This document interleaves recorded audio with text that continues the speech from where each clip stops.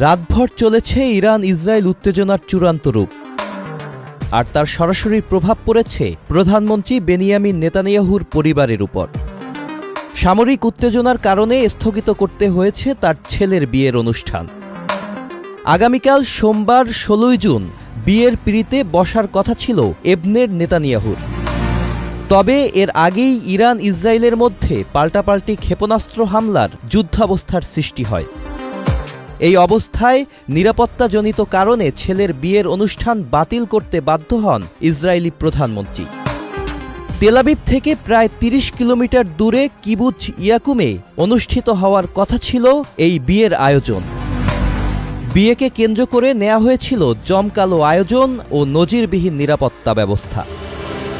আগামীকাল সোমবার অনুষ্ঠান চলাকালীন কিবুচ ইয়াকুম এলাকার ১.৫ কিলোমিটার রেডিয়াস পর্যন্ত আকাশসীমা সাময়িকভাবে বন্ধ ঘোষণা করা হয়েছিল। তবে গতকাল রাতে ইরানের নজিরবিহীন হামলার পর কোনো ঝুঁকি না নিয়ে অনুষ্ঠানটি বাতিল করা হয়। বর্তমানে পুরো এলাকা জুড়েই রয়েছে সেনা টহল, আর ইহুদি জনগণের মধ্যে বিরাজ করছে আতঙ্ক। Sajid Abdullah, channel I. Bundle থাকলে প্রতি সেনমানিতে টাকা বাঁচবে। বিকাশ সেনমানি বান্ডেল কিনে জিতুন প্রতি লেনদেনে। শুরু হয়েছে Standard Charter Channel I agro অ্যাওয়ার্ডের ১০ম আয়োজনের মনোনয়ন গ্রহণ।